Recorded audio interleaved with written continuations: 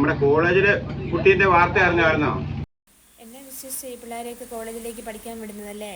ഇത്രയും കാലം പെൺപിള്ളേരെ ഓർത്ത് പേടിച്ചാൽ മതിയായിരുന്നു. ഇപ്പോൾ ഓരോന്ന് കേൾക്കുമ്പോൾ നെഞ്ചി തീയ.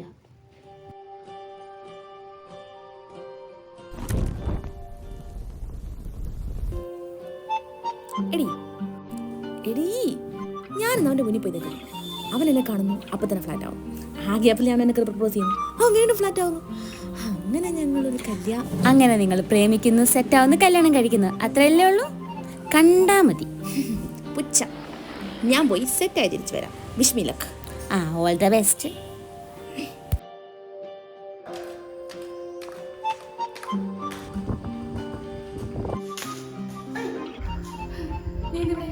നീ എന്താണ് ഇവിടെ? ബോയ്സ് ടോയ്ലറ്റിലോ? അതെ.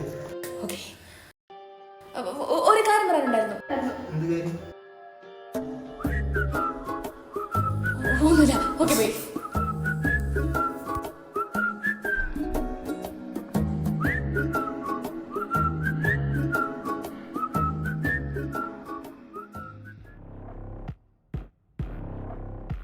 എടാ, അവൻ തന്നെ കംപ്ലൈന്റ് കൊടുത്തേക്കുന്നത് വിത്ത് എവിഡൻസ്. ഇത്തവണ സസ്പെൻഷൻ ഉറപ്പാ. സസ്പെൻഷൻ ആയിട്ട് വീട്ടിലിരിക്കാനല്ലോ, സീനിയേഴ്സ് എന്താന്ന് കാണിച്ചു കൊടുക്കാം. പിള്ളാരെ വിളിക്കടാ.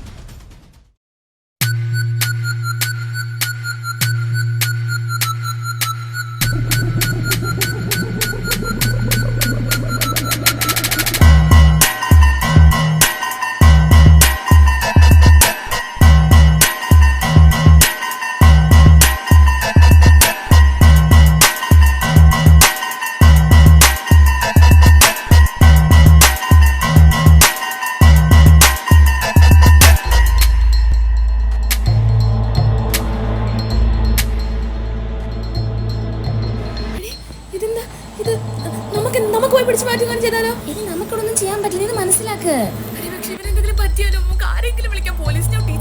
മനസ്സിലായി. ആരെ വിളിക്കാൻ? ആരെ വിളിച്ചിട്ടും കാര്യമില്ല. ടീച്ചേഴ്സ് കാണാതിരിക്കാന്നാണെന്ന് വിചാരിക്കുന്നേ? അറിയില്ല, പക്ഷെ നമ്മളൊന്നും ചെയ്യാതെ അവനെന്തെങ്കിലും പറ്റിയാലോ? ചെയ്യാലോ. നീ അടങ്ങി നിക്ക്. വിളിക്കണ്ടെന്നാ നീ പറയുന്നേ? ഒന്നും ചെയ്യാനില്ല.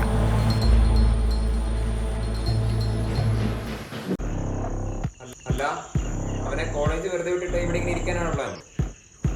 അവൻ നാളെ പകല് കാണൂല. ഇന്നടാ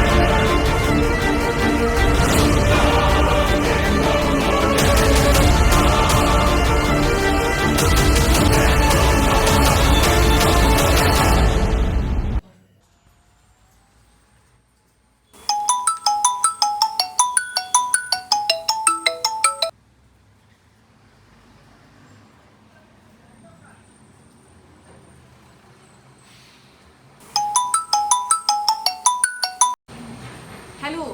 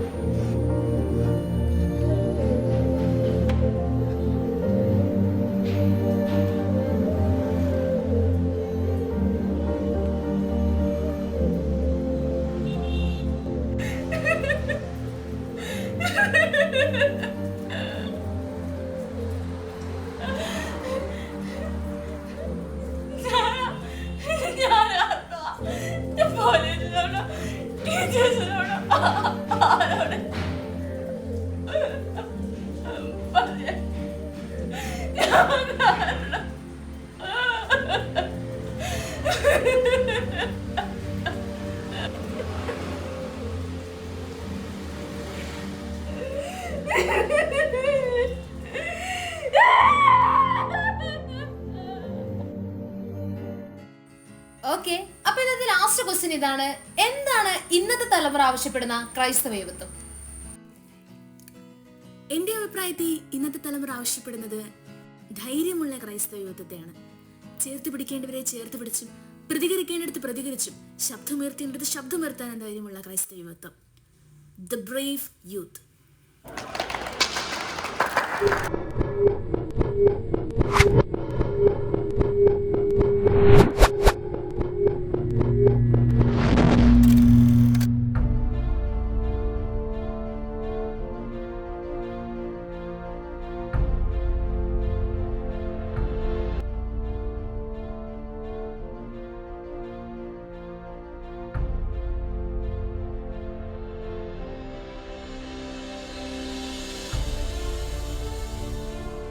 ഹലോ, പോലീസ് സ്റ്റേഷൻ.